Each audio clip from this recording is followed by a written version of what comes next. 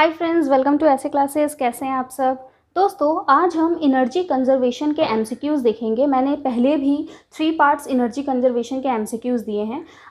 आज और भी बहुत सारे क्वेश्चंस हम कवर करेंगे। तो चलिए वीडियो स्टार्ट करते हैं। वीडियो स्टार्ट करने के पहले मैं आपको रूल बता दूं कि अगर आपको आंसर पहले से ही आता है तो आप आंसर ज़रूर हमें कमेंट करें और मैं सारे आंसर्स चेक करूँगी। और अगर आपको आंसर नहीं आ रहे हैं तो मतलब आपको पहले चैप्टर रिवीजन करना है, देन आपको एमसीक्यू सॉल्व करने हैं। एमसीक्यू सॉल्व करने से क्या होगा, एग्जाम के लिए आप रेडी होगे, आपका कॉन्फिडेंस बढ़ेगा। तो ज़रूर से एमसीक्यू ज़रूर सॉल्व करें एग्जाम देने से पहले। तो चलिए शुरू करते हैं। ओके, सो हमारा सबसे फर्स्ट क्वेश्चन है, which of the following is a non renewable resource. अगर आपने एनर्जी कंजर्वेशन की आप वीडियो देख रहे हैं तो पक्का श्योर है कि रिन्यूएबल और नॉन रिन्यूएबल आपको पता होगा, तो मैं यहाँ पे वो एक्सप्लेन नहीं करूँगी। सो नॉन रिन्यूएबल रिसोर्स इनमें से कौन कौन सा है? अगर आपको आंसर आता है तो फटाफट आप पहले कमेंट में लिखिए, देन आप यहाँ पे आंसर चेक करिएगा। सो ऑप्शंस हैं हमारे कोल, फॉरेस्ट, वाटर, वाइल्ड लाइफ। सो दोस्तों, नॉन रिन्यूएबल रिसोर्स है कोल, जो जल्दी से रिन्यू नहीं होगा, बहुत टाइम लगेगा इसको रिन्यू होने में। फिर नेक्स्ट क्वेश्चन है, which among the following is not a renewable resource of energy. दोस्तों, सेम क्वेश्चन मैं 2 बार लेकर आई हूँ। क्यों? एक है नॉन रिन्यूएबल वर्ड दिया है और यहाँ पे आपको नॉट अ रिन्यूएबल रिसोर्स बोला है, मतलब यहाँ पे वर्ड नो या नॉट डाल दिया है। अगर आप इस वर्ड को ठीक से नहीं देखेंगे, ध्यान नहीं देंगे, तो आपको लगेगा रिन्यूएबल रिसोर्स पूछा है, या फिर आप कंफ्यूज हो जाएंगे एग्जाम में। तो ये यहीं पे आप क्लियर कर लो। So not a renewable resource यानी कि नॉन रिन्यूएबल रिसोर्स आपसे पूछ रहा है। ओके, ऑप्शन है A solar energy, B biomass energy, C hydro power, D geothermal energy. So दोस्तों, इसका आंसर आपको आता है तो फटाफट कमेंट में लिखिए, और हमारा आंसर है बी बायोमास एनर्जी। फिर नेक्स्ट क्वेश्चन है, identify the non renewable energy resource from the following. इसमें से कौन सी नॉन रिन्यूएबल एनर्जी है वो बताइए। बार बार मैं आपको रिन्यूएबल नॉन रिन्यूएबल इसलिए बता रही हूँ क्योंकि एग्जाम में आपको भर के इससे रिलेटेड क्वेश्चंस दिखेंगे। ऑप्शन है A coal, C fuel sales, C wind power, या डी वेव पावर। तो नॉन रिन्यूएबल रिसोर्स है ए कोल। फिर नेक्स्ट क्वेश्चन है, which of the following is a disadvantage of most of the renewable energy resources. Renewable energy में कौन सा disadvantage है ये आपको यहाँ पे बताना है। Option A highly polluting, renewable resources बहुत ज़्यादा हाईली पॉल्यूट होते हैं। B high waste disposal cost, जो डिस्पोजल कोस्ट इसका होता है वो बहुत हाई होता है। सी अनरिलायबल सप्लाई, इसका सप्लाई का कोई भरोसा नहीं है। ठीक है, अगर सूरज आया तो सप्लाई आएगा, सूरज नहीं आया तो सप्लाई भी नहीं आएगा। डी हाई रनिंग कॉस्ट, इसका जो कॉस्ट होता है वो बहुत ही ज़्यादा होता है। सो इसका कौन सा डिसएडवांटेज है? दोस्तों, जब ऐसे क्वेश्चंस हमें दिखे जिसमें हम कंफ्यूज हो जाएं कि यार ये भी हो सकता है, ये भी हो सकता है, तो उस टाइम पे हम आंसर्स को छांटना शुरू करेंगे, एक एक निकालना। जैसे ये पॉल्यूटिंग नहीं है तो ए हट गया, इसका डिस्पोजल कॉस्ट इतना ज़्यादा नहीं है वो भी हट गया। हाई रनिंग कॉस्ट, ये लगाने का कॉस्ट है लेकिन रनिंग कॉस्ट इतना ज़्यादा नहीं है, तो हमारा आंसर होगा सी अनरिलायबल सप्लाई।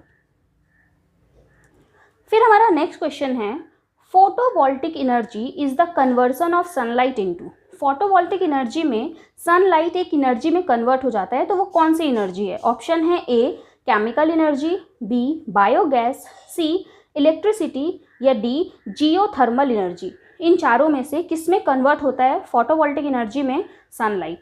सो दोस्तों, इसका आंसर होगा सी इलेक्ट्रिसिटी। आप लोग जितने भी आंसर कमेंट करेंगे मैं सबको चेक करूँगी, तो आप ज़रूर से आंसर करिए, इससे आपका कॉन्फिडेंस ज़रूर बढ़ेगा। फिर नेक्स्ट है, horizontal axis and vertical axis are the types of. Horizontal axis and vertical axis किसके टाइप हैं? सो दोस्तों, हमें हॉरिजेंटल और वर्टिकल किस में देखने को मिलता है? Nuclear reactor, wind mills, biogas, या फिर सोलर सेल। दोस्तों, हम कभी कभी हमारे पास ऐसे क्वेश्चन आते हैं जो हमने पढ़े नहीं हैं, लेकिन हम लॉजिक भी लगा सकते हैं। हमें horizontal line and vertical lines किस में देखने को मिलता है? तो विंड मिल में हमें ये देखने को मिलता है, तो हम विंड मिल को टिक करेंगे।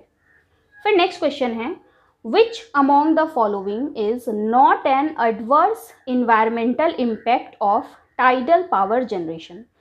Not an adverse environmental impact, यानी कि खराब इन्वायरमेंटल इम्पैक्ट नहीं होता है, यानी कि अच्छा होता है। क्वेश्चन कितना घुमा कर बनाया गया है। ओके, ऑप्शन का आंसर है A, interference with spawning and migration of fish. Spawning का मतलब होता है disposal of eggs and migration of fish. So interference of spawning and migration of fish, pollution and health hazard due to blockage of flow of polluted water into the sea. C है navigational hazard या D none of the above.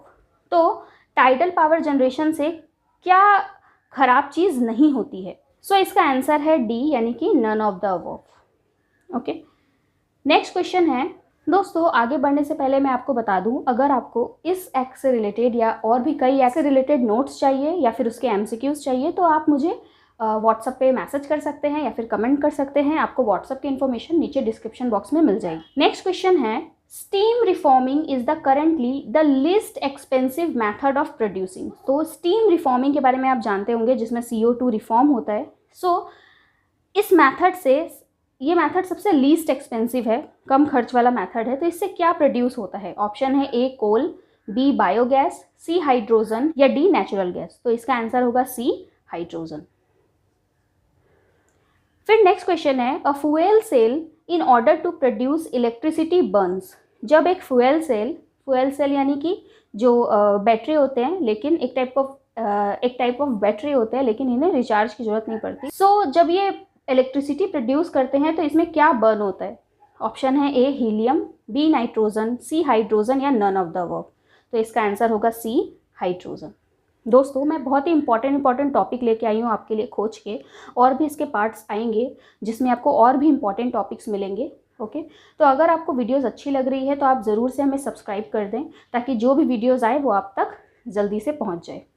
फिर next है, fuel cells are a carbon cell, hydrogen battery, nuclear cell या chromium cell. तो fuel cell जब हम देख रहे हैं तो हमने यहाँ हाइड्रोजन देखा, तो फ्यूल सेल क्या है? बेसिकली हाइड्रोजन बैटरी है।